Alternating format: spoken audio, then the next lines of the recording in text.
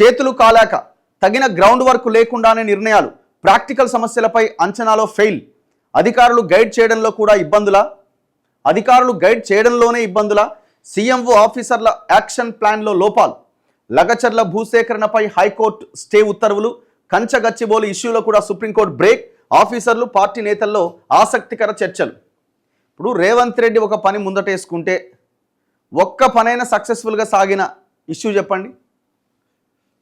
మీకు ఎందుకు ఇబ్బంది అవుతున్నది? ఎందుకు ఇబ్బంది అవుతున్నది అంటే మీ చుట్టూ ఉన్న బ్యాచ్ అంతా, దాన్ని బ్యాచ్ గ్యాంగ్ అనాలి, ఒక లంపెన్ గ్యాంగ్ని రేవంత్ రెడ్డి మీ చుట్టూ పెట్టుకున్నారు.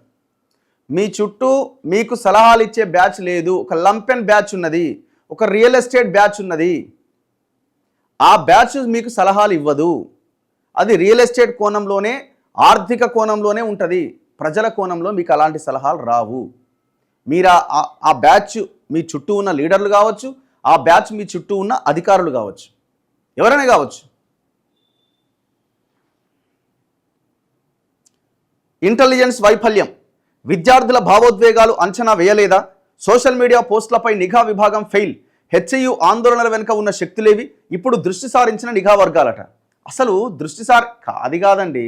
ఇప్పుడు ఆయన ఏదో ఫేక్ వీడియోలు పెడితే ఈయన ఫేక్ వీడియోలు పెట్టాలనో, దాన్ని ఇంకేదో చేయాలనో కాదు అక్కడ. అసలు మీ కాంగ్రెస్ పార్టీలో ఉన్న లీడర్లు ఎవరు బయటకు వచ్చి అసలు ఉన్న వాస్తవాన్ని చెప్పే ప్రయత్నం చేస్తున్నారు?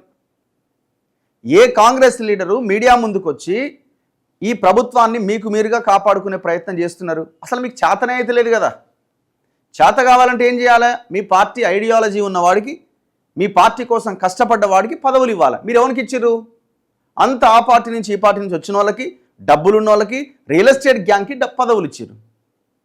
ఏమవుతుంది? వాడికి తాదెలదా తూదెలదా? నీ పార్టీ గురించి, నీ గురించి ఏం మాట్లాడతాడు? ముఖ్యమంత్రి కూడా ఏమనుకుంటున్నాడు ఎంతసేపు, ఇంకా 3 ఏళ్ల తర్వాత ఎలక్షన్స్ ఉన్నాయి కదా, ఈ 2 ఏళ్ళు అయితే మనం కావాల్సిన డెసిషన్స్ మనం తీసుకుని వెళ్ళిపోదాం, అడ్డంకులు వస్తే వచ్చినాయి, లాస్ట్ 2 ఏళ్ళలో చేద్దాం, 1 సంవత్సరంలో చేద్దాం. కుదరదండి అది. ప్రజలకు జరిగే ప్రతి నష్టం ప్రజలు రెడ్ బుక్లో రాసుకుంటారు. అన్నీ క్యాల్కులేట్ అవుతుండే, అన్నీ అకౌంటే. 1, 2, 3, 4 కేసీఆర్ హయాంలో అదే జరిగింది. ప్రజలు ఒక ఇష్యూ జరగగానే దాన్ని చాలామంది అనుకుంటే ప్రజలు మర్చిపోతారని. ప్రజలు ఎక్కడా మర్చిపోరు. ప్రతి గొడవకి ఇంకో గొడవకి లింక్ ఉంటుంది ఖచ్చితంగా. ఆనాడు కూడా ఇదే చేసిండు అని అనుకుంటారు. ఇప్పటికైనా ముఖ్యమంత్రి మీరే మొత్తం హోల్ అండ్ సోల్ కాబట్టి మీరేమైనా చేంజ్ అయ్యి కొంత మీ పార్టీ పదవులు కావచ్చు, ప్రభుత్వంలో ఉన్న పదవులు కావచ్చు, పనిచేసే వాళ్ళకి ఇస్తే ఏమన్నా మీ ప్రభుత్వం నిలబడడానికి అవకాశం ఉంటుంది. మీకేమైనా పాజిటివ్గా, అసలు ఒక్క లీడర్ అని మీకు పాజిటివ్గా మాట్లాడి ప్రెస్ మీట్ పెట్టినట్టు చూపించండి. ఒక మంత్రిని చూపించండి. మా ముఖ్యమంత్రి బాగా చేస్తుంటే మీరు అంతా ఇది చేస్తున్నారని ఒక మంత్రిని చూపించండి. ఒక మంత్రి మాట్లాడింది. మిమ్మల్ని తిడుతుండే యువతలాంటి సంకలు గుద్దుకుంటుండే, బాగా తిట్టిన తిట్టు అని. మీ లైన్ కూడా అట్లనే ఉన్నది. యువతలో ఉన్న ఏదైనా ఒక మంత్రిని అంటుంటే మనకు సంబంధం లేదు కదా, కానీ ఏముందని. ప్రభుత్వం తీసుకున్న విధాన నిర్ణయాల్లో కొన్ని ఆశించిన ఫలితాలకు భిన్నంగా, ప్రతికూలంగా మారడం అధికారుల స్థాయిలో చర్చకు దారితీసింది. క్షేత్రస్థాయి సమస్యలను సరిగ్గా అంచనా వేయడంలో వైఫల్యం ఉంటున్నదని, అకారణంగానే కార్యాచరణలో ఊహించని పరిణామాలు చోటు చేసుకుంటున్నాయని సీనియర్ అధికారుల స్థాయిలో చర్చలు సాగుతున్నాయి. ప్రభుత్వం ఒక నిర్ణయాన్ని తీసుకున్న తర్వాత ప్రజలకు అర్థమయ్యే తీరులో తొలుత ప్రచారంలోకి తీసుకెళ్లడంలో స్పష్టత కొరవడిందని పార్టీ నేతలు చర్చించుకుంటున్నారు. అసలు నన్ను అడిగితే ఈ యొక్క భూముల వ్యవహారంలో హెచ్సియును టచ్ చేయడమే పెద్ద తప్పు. మీరు దాన్ని టచ్ చేయడమే తప్పు. టచ్ చేసిర్రు, దాన్ని ఎట్లా సార్ట్అవుట్ చేసుకోవాలన్నది ఆలోచించాలి. అది ఆలోచించకుండా 40 జేసీబీలను పంపించి, ఎవడా మీకు సలహా ఇచ్చింది?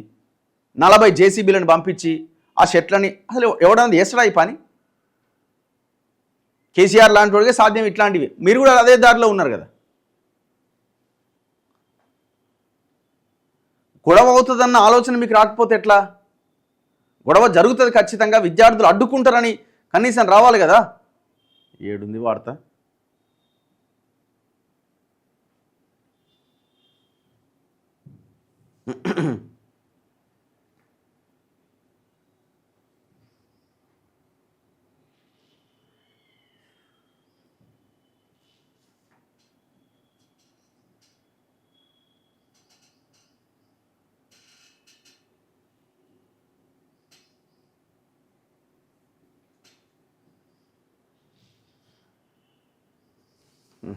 పోనీ.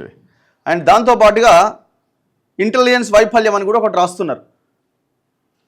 ఇటు పార్టీలో అటు ప్రభుత్వ వర్గాల్లో కంచగచ్చిబౌలి భూముల వివాదమే పెద్ద చర్చనీయాంశంగా మారింది.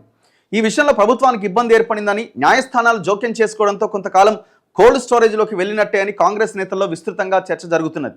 ఇదే సమయంలో ఇంటెలిజెన్స్ విభాగం వైఫల్యం కొట్టొచ్చినట్టుగా కనిపిస్తున్నదనే ఆరోపణలు ప్రభుత్వ వర్గాల్లో వినిపిస్తున్నాయి. విద్యార్థుల ఆందోళనను పసిగట్టడంలో నిఘా వర్గాలు ఫెయిల్ అయ్యాయని, జాతీయ స్థాయికి చేరుకునేంత ఎమోషనల్ ఇష్యూగా మారిందని అంచనా వేయలేకపోయామన్నది ఆ వర్గాల వాదన. మీరు టచ్ చేసింది హైదరాబాద్ సెంట్రల్ యూనివర్సిటీని.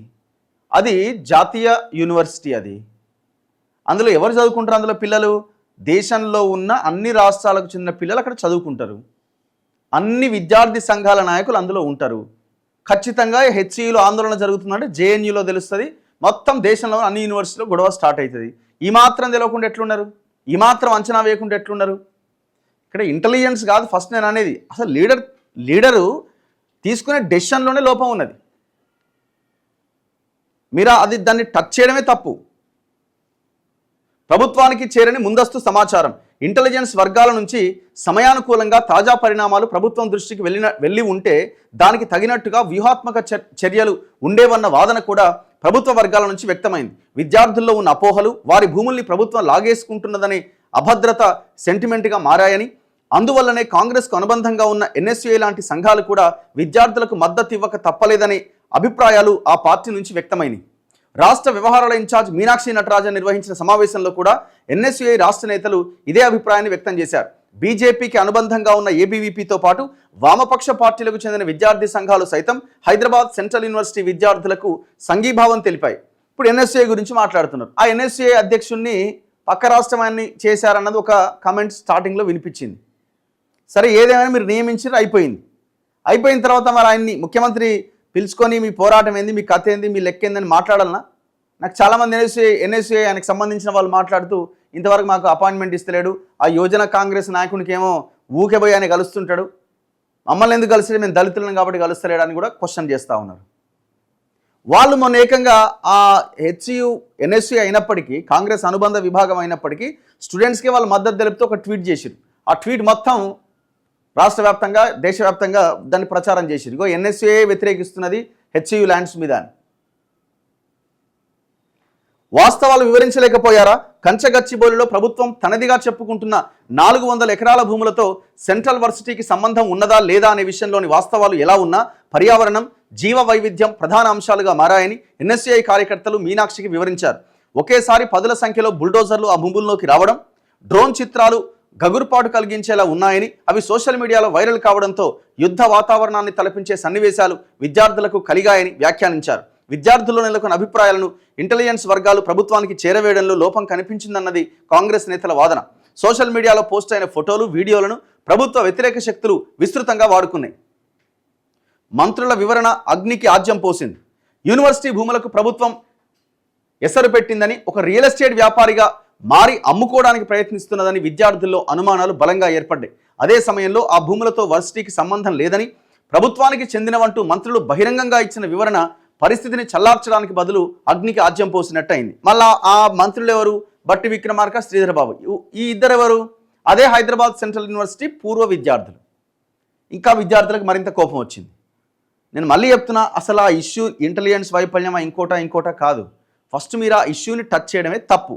మీకు మళ్ళా మీకు సోషల్ మీడియా లేదు, ఆ సోషల్ మీడియాల కోసం పనిచేసేటోడు లేడు. అందులో మీరేమన్నా మీ ఐడియాలజీ ఉన్నోన్ని ఏమన్నా ఐఎన్పిఆర్లను లేకపోతే మీ గాంధీ భవన్ సోషల్ మీడియాలను పెట్టింది లేదు. ఇక మీకు పాజిటివిటీ ఎట్లా వస్తుందండి?